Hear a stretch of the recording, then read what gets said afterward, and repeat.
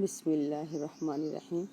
کون سے لوگ ایمان والے ہیں؟ خواتین حضرات، آج میں نے اپنے بیان کے لیے جن آیات کا انتخاب کیا ہے، ان آیات میں اللہ تعالیٰ نے وضاحت سے بتا دیا ہے کہ کون سے لوگ ایمان والے ہیں۔ اللہ تعالیٰ فرماتے ہیں کہ جو لوگ محمد صلی اللہ علیہ وآلہ وسلم پر نازل ہونے والے قرآن پاک کو سچ مانیں گے اور اس کی اطاعت کریں گے، وہ لوگ ایمان والے ہیں۔ اللہ تعالیٰ ان کے گناہ مٹا دیں گے اور ان کی حالت کو درست کر دیں گے۔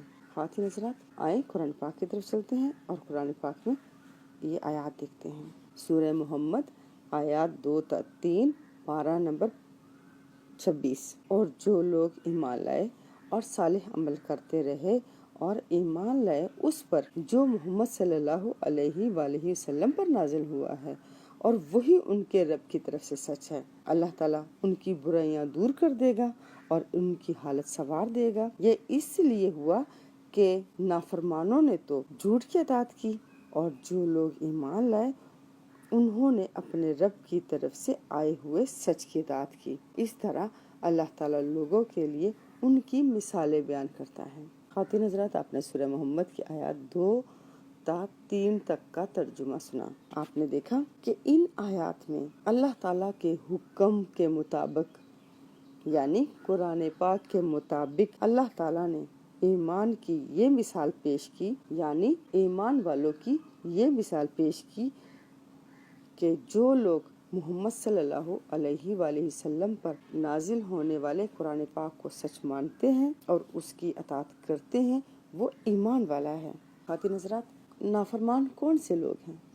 خواتین حضرات، تمام وہ لوگ جو فرقوں کی اطاعت کرنے والے ہیں، وہ اللہ تعالیٰ کے حکم کے نافرمان ہیں، وہ اللہ تعالیٰ کے نافرمان ہیں، کیونکہ اللہ تعالیٰ نے سورہ آل عمران کی آیت 102 اور 103 میں ہمیں حکم دیا ہے کہ ہم مرتے دم تک مسلم رہیں اور اللہ تعالیٰ کی رسی یعنی قرآن پاک کو مضبوطی سے تھام لیں اور تفرقہ نہ ڈالیں۔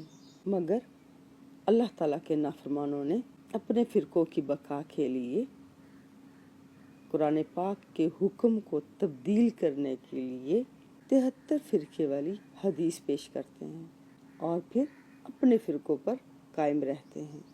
اس طرح تمام فرقہ پرست اللہ تعالیٰ کے نافرمان ہیں، کیونکہ انہوں نے رسول صلی اللہ علیہ وسلم نے جو ان کو اللہ تعالیٰ کا سچ سنایا تھا، نہ وہ اس کو مانتے ہیں اور نہ وہ اس کی اطاعت کرتے ہیں۔